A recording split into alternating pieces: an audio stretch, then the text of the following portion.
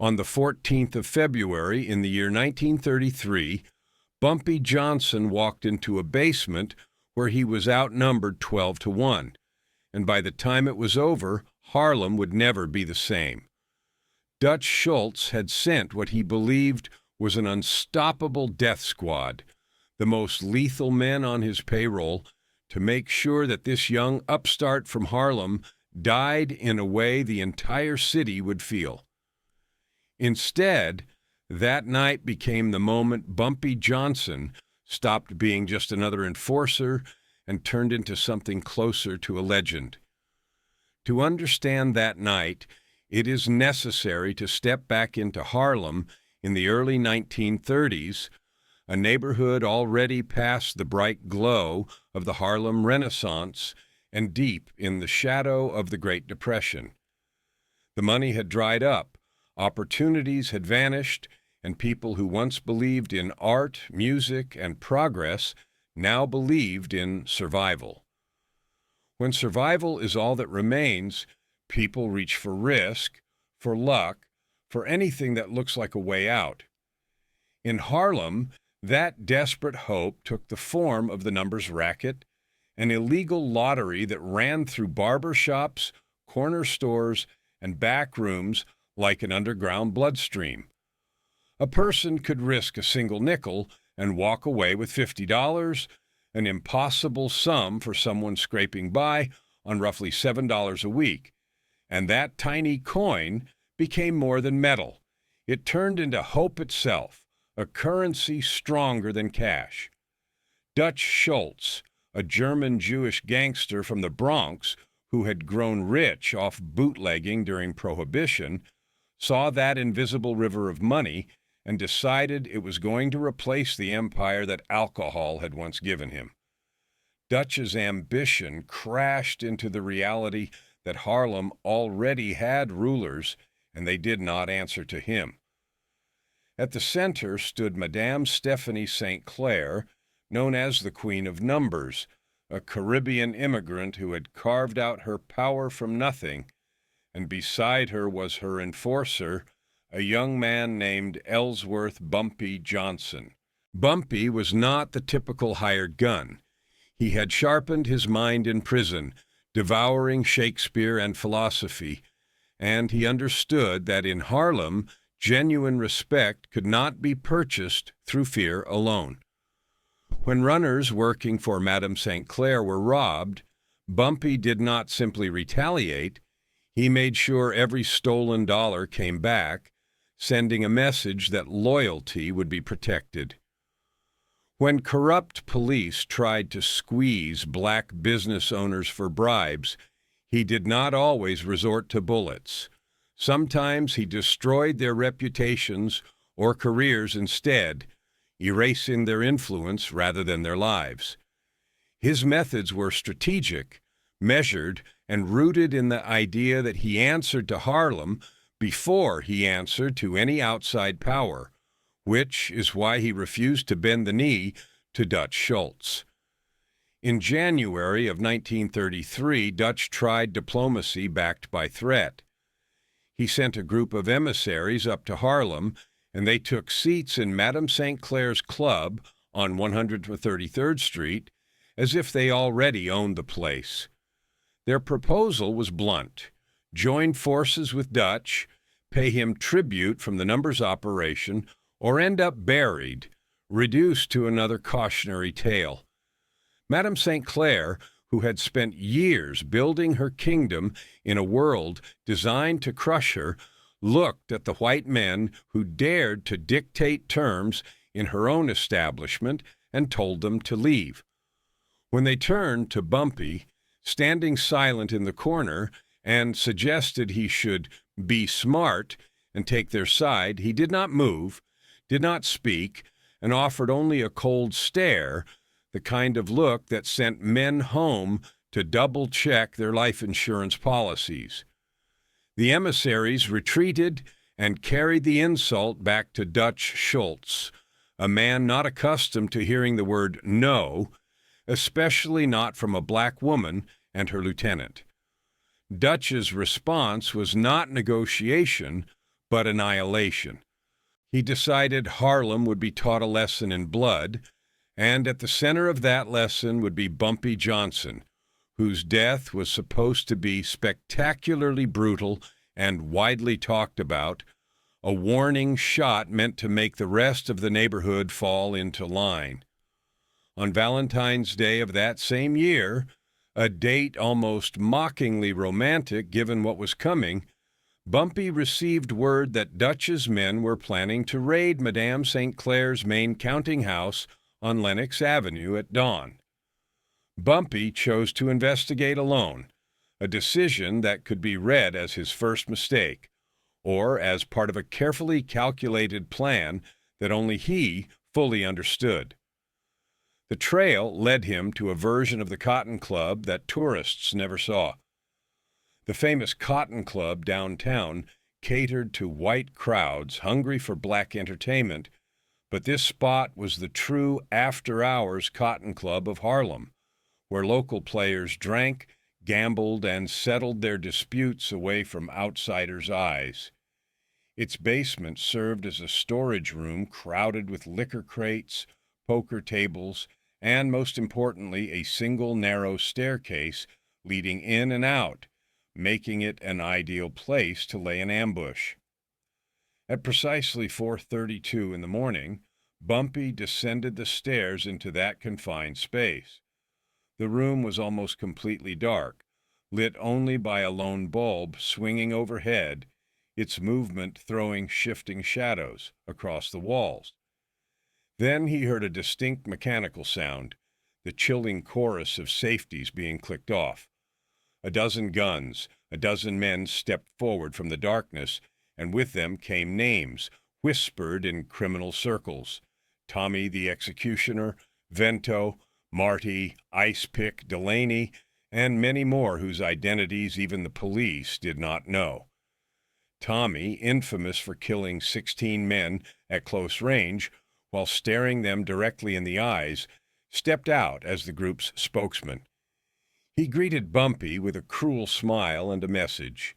Dutch sent his regards. Bumpy stood motionless, hands relaxed at his sides, his face composed and unreadable. He scanned the room slowly, counted 12 armed figures, and then asked a question that sliced through the tension. Was this really all that Dutch had sent? Tommy's smile faltered because Bumpy's calm did not fit the situation. This was the defining feature of Bumpy Johnson that so many underestimated.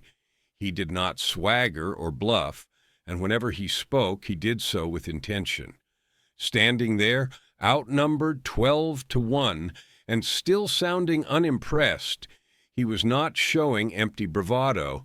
He was manipulating the rhythm of fear in the room.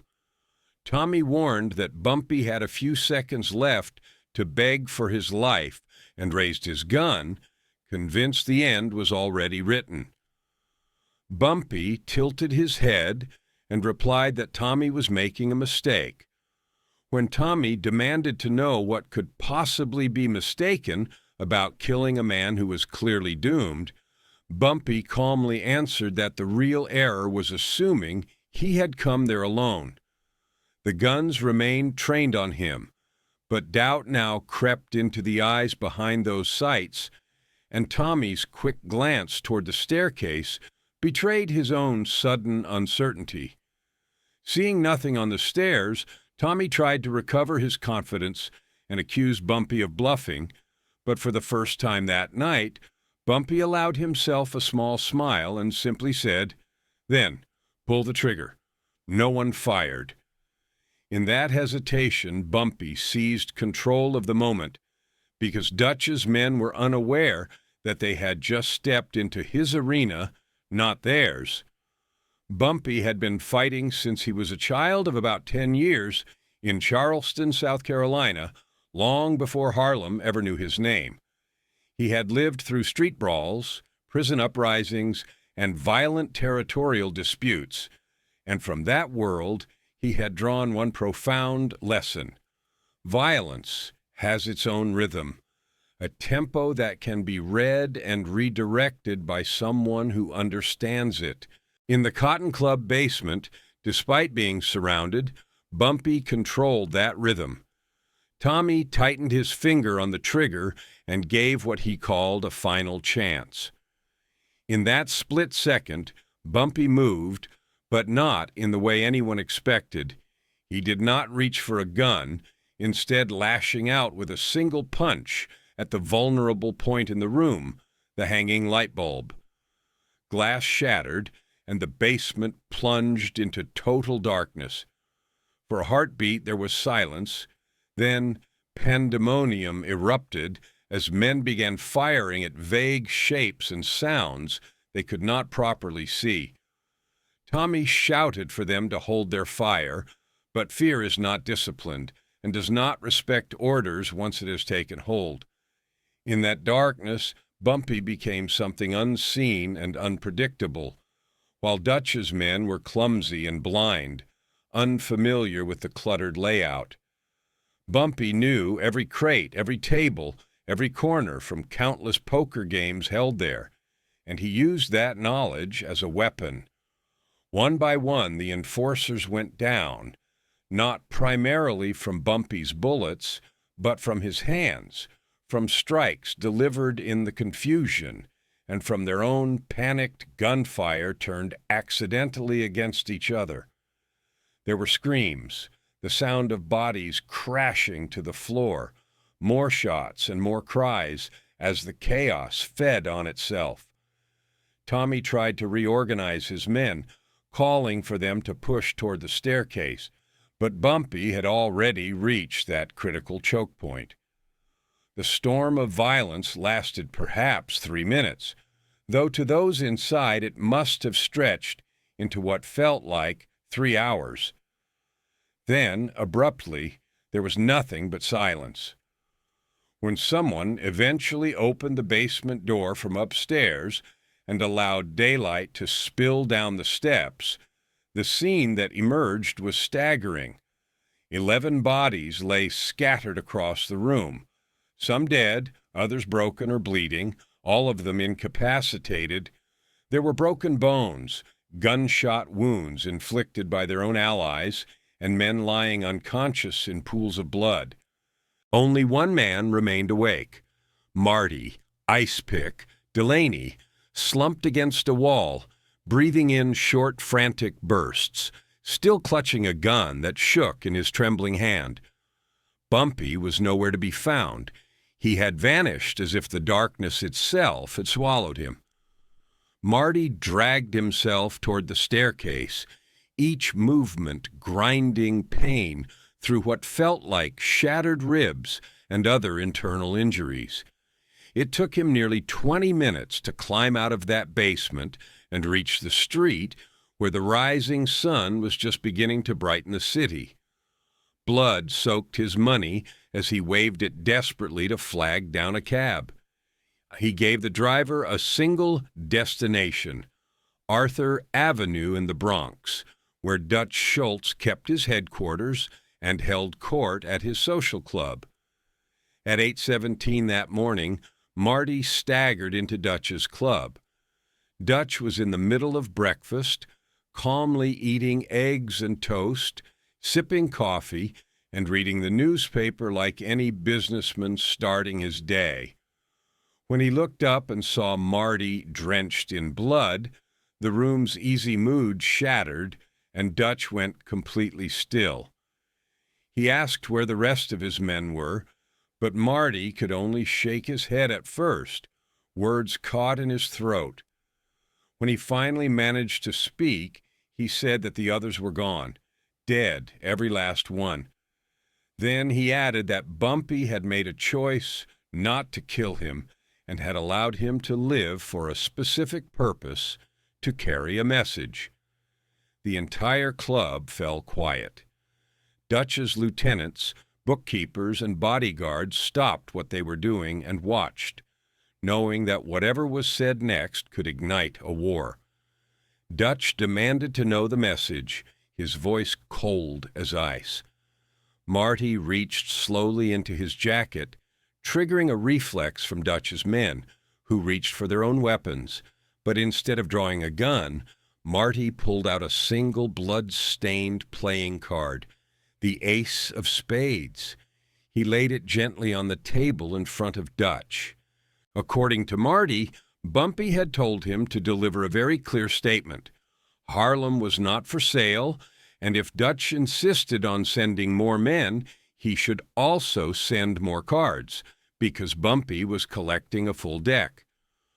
Dutch regarded the card for a long moment while his crew waited for the expected order. Unleash devastation.